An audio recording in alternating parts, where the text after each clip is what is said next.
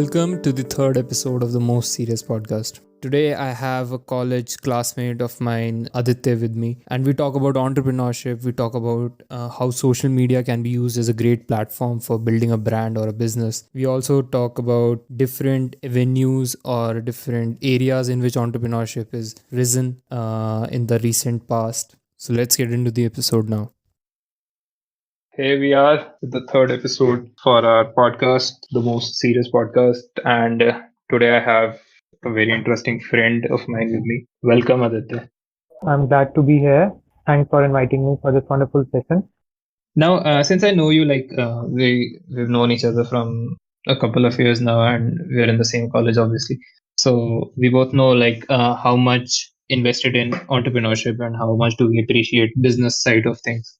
So I think the first question that comes to my mind, or the first thing that I want to get your views on, is what is your first memory, or I would say first interaction with entrepreneurship.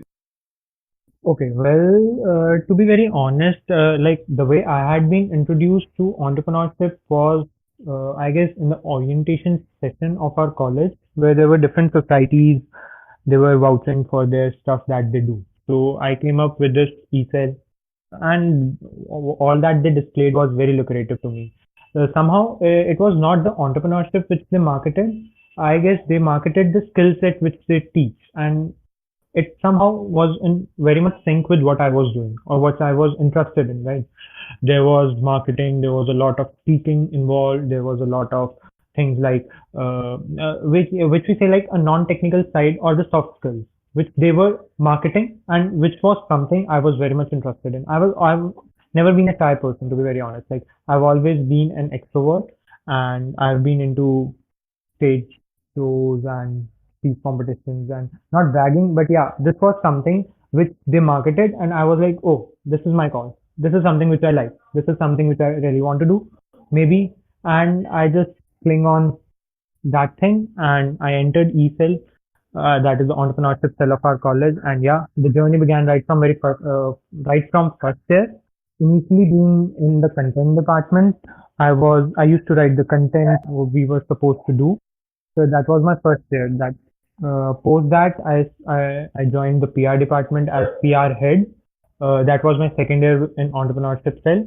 Thereafter, now third year, I was lucky enough to be at the position of vice president, and the journey has been amazing. Like if I want to sum up my journey, it has been full of ups and downs, and as I said, learning and unlearning. Initially, just having an image of what content department do is writing things. You should be good at writing, you should be good at English, and you are in the content department. Learning how to represent your thoughts the right way was what I learned in content department. Thereafter, when I was PR head, having no experience of what PR does, just because I had some skill set, and that's why I was adorned with that particular position, I would say.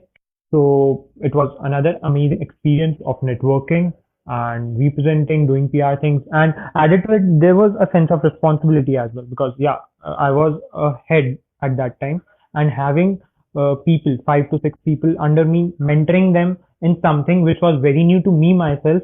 It was again something challenging, because I had to learn, I had to ask from my seniors, and then grasp that properly and impart that to my team. So it was a challenge. It was no doubt a challenge, but it was amazing experience. I learned a lot, I networked a lot, and yeah, that was a very crucial phase of establishing myself as a professional person. Means growing yourself professionally. That year was a crucial part, I would rather say. Then post that, yeah, third year we came in, and I'm vice president. So it is another amazing experience, like having people under you, and those people having another team under you, and then you are monitoring, you are keeping a check of all things happening according to your idea, your vision, and making sure that yeah, your ideas and your vision is something which is very clear, not just to you, but to others as well, so that they can be a productive team to implement that thing. So that is a crucial challenge which I feel. Like right now, it's a crucial challenge for me that I have to work upon, that I'm working upon, obviously. But yeah, I feel like this could have been even better. So continuously working upon making my vision clear to others, Obviously, when you are at some position, it is important that you take their inputs as well, teams, as in teams inputs as well, to make sure your vision is not impacted, but also you are not imposing it over to them, and you are moving and growing along with them. So it is important when I'm asking someone to work with me and for me. So it is important that their opinions are even taken into account and valued. So that's what I feel is what I'm doing right now. And obviously, I had imagined, I had visualized that thing. Yeah, I would be working this way as a leader. So this is something that I'm doing right now. Awesome. That's very amazing. And I've personally been in in this department of a college, so I know how hardworking of a person you are personally.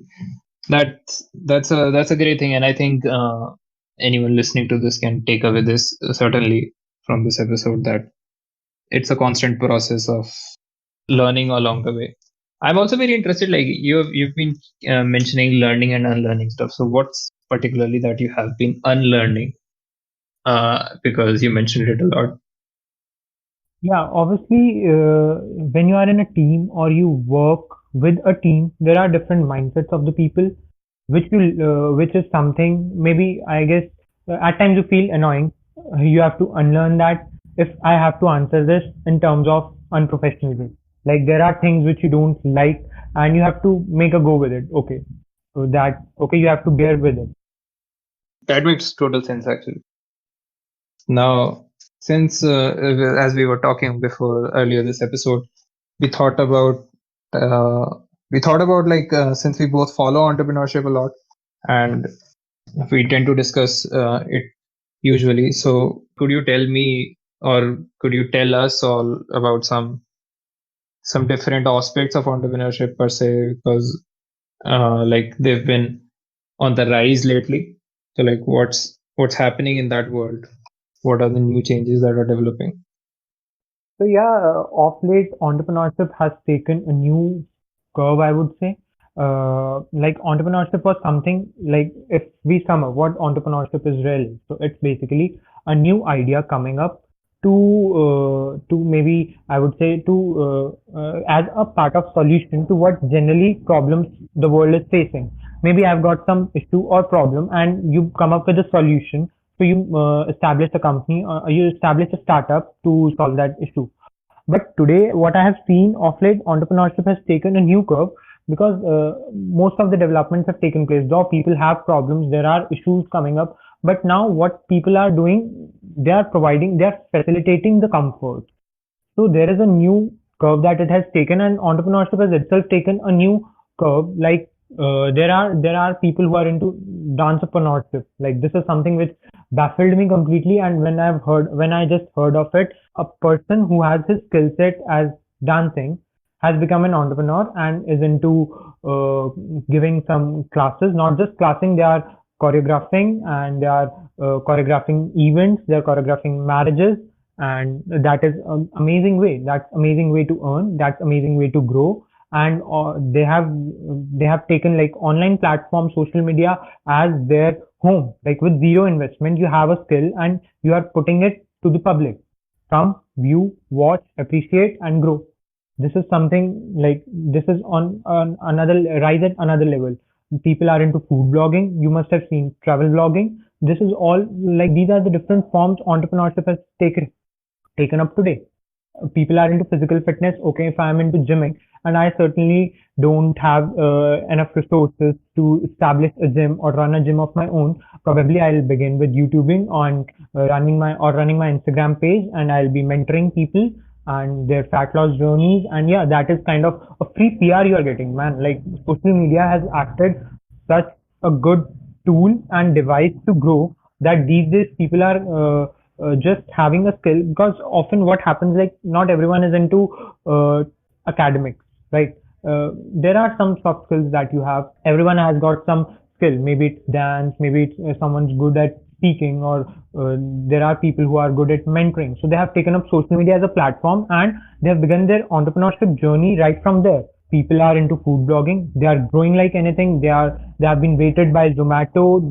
People who are who are into dancing are into Instagram influencing. They have been approached by big media houses, and they have taken a lead from there. Like I even like if you know if I can take a name of few great people like Malika Dua, they have been graduated from good schools abroad and they have come up back in India, taken Instagram, social media as a platform to grow, and they have grown like anything. Like they have been approached by amazing media houses, they have made headlines in like Bollywood newspapers and are getting good films. So they have got a platform like right from how good way you have utilized your skills, turned up into an entrepreneurship and have gained the central and you have become the center of everyone's attention. So this way they have taken an edge over this thing, and I would say this is also a form of entrepreneurship which is booming these days. And also I would say like food blogging. People are blogging, giving reviews. They have been approached by big hotels and like restaurants to give reviews because they have a following. They have a say in so-called social media life. Or like obviously the youth today is more influenced by the social media than what their actual opinion is. Social media plays a vital role in transforming and coining your opinion, your mindset. So obviously people have made business out of it, and not just business, like not in a negative sense, but yeah, in a positive sense also. It has been good for them, and they have become good entrepreneurs without, I would say, without an office or a startup area. They have just used their mobile phones in the right way. Yes, I think if you look at it from an objective point of view, it does convey a very real image of how entrepreneurship has possibly helped a lot of people in the recent past. Also, like Aditya, what is it for you that pushes you to be inspired or to be to be attracted to entrepreneurship? Like, is it a ego thing? Like, do you want to prove something to people that, hey, I'm capable of running a successful company or a successful business for that matter? Or is it a curiosity for you that you want to find out how do business actually work, and can I be a person who runs them or puts myself in a position of making impactful decisions? So like what is the core component that pushes you in this direction? Because most people uh, don't tend to prefer this side, or they're hesitant to pursue it. Like, what's your intrinsic motivation on it? So, well, I would say in that particular direction, like why am I motivated to get into entrepreneurship? Certainly not ego thing, because yeah, I don't have a startup, right? It's been 3 years I've been into entrepreneurship and I don't have a startup, neither do I have any idea or plan to be in the field of startup, but it was just like an exploration phase for me, because this is the time like post your 18, when you turn up 18 years of age, you have a freedom to explore as much as you can. So I feel like this is the right moment to make mistakes if they happen to be. So I'm just exploring. So my main motive being in entrepreneurship is just explore the different horizons. Whenever anyone is into a job profession or maybe in a particular direction they are working, so they are very much on a already made path. Like, okay, you have to go from Delhi to Bombay. This is the road, and you have to follow this. I am into web development. This is the path. Follow this, and you will be web developer. You are into software development. You have this destined path. Do this, this, this, and you will be a software developer. But when you are into entrepreneurship, I feel there are five different paths that you have, and you have huge, a very big ground to explore yourself. There can be content thing that you can be doing, trying your hand at. There can be technical. You can be a web developer and an app developer or whatever in a technical domain, or you can be into PR thing. You can be into design thing. So there are different aspects where you can explore yourself. I feel that is the freedom which entrepreneurship gives you. Like, why have I been closely associated with it? Like, it doesn't give me anything, right? It just takes away my time to, if I talk it talk about it in practical terms. But yeah, if I evaluate like 3 years down the line, what have I got from it, or what is my takeaway from this? So I would rather say there's a lot I've learned. There's a lot I've explored. There are a lot many mistakes which I have made, and certainly which couldn't have been afforded by me at the later stages of my life. probably when I would have been into job, or if I would have been like in at means I could have afforded being in my 20s is not something what I could have been afforded committing a mistake when I was in my 30s, right? If I would have been into my job, I couldn't have given up my job for exploring a design field. But yeah, if I have done that at this point of time, I know that that's not my call. That's not where my brain or my soul would actually invest in. So this is what motivates me. Like go, it's a big ground and just run haphazard this way or that way. You'll finally find something. And yeah, I have found out that thing. So that's my biggest takeaway. Like if I have invested time, I have got a lot much has been given to me by entrepreneurship or e-cell or my e-cell of my college that I have taken with me. My takeaway is more than what I have invested. So that's what motivates me simply. That's very well put, and I think it has also fulfilled its motive for you, because certainly the aim you set out with for exploring entrepreneurship or spending time inside it, or just researching new avenues. So that certainly develops you as an individual. Like I've seen the change in myself as well. It makes you more open to new ideas, new individuals, and new strategies or paths to follow. I also had curiosity about getting your views on this. Have you watched certain very famous movies? Like have you watched Wolf of the Wall Street? Okay, and I'm very sorry to disappoint you. Like I'm not a movie buff, so I haven't watched it yet. Not into web series. But yeah, I have I in general watch some TED Talks. So that have been TED Talks, maybe George Talks that have been quite motivating for me and giving me insights of others' life. And obviously, as I mentioned, learning and unlearning, that's what the motive is. So that's what I do. Yeah, I think TED Talks. I've been following TED Talks for a lot of time. I started watching TED Talks like probably when I was in school, class 10th or something. I don't know, maybe even earlier than that. There's one that particularly stands out for me. That one on procrastination. I think you must have watched it. I think that's just an amazing TED Talk, right? Yeah, yeah. TED Talks, like almost all TED Talks, I could vouch for any of the TED Talk at any moment. Like just to everyone watching this podcast, even I would just recommend you. If you don't, might be you find boring initially, but at the later stages, once, twice, or thrice, I guess you'll find them interesting. Like, oh, you start relating yourself. You put yourself in that position. Oh yeah, that's what happened. That's and you introspect like what would you have done and what has been done by that person. And if they sync, then probably the results would have been the same. So it's kind of learning that you get. And that's what is a takeaway from a TED Talk. I feel that's my perspective. Also, as you mentioned, TED Talks, they also have this particular different segment in their whole organization, which is TED Ed, which is also very interesting. Like they make animated videos, 5-7 short videos, and they cover history, art, science, social sciences, and all sorts of things. That is also amazing. Like you should check that out.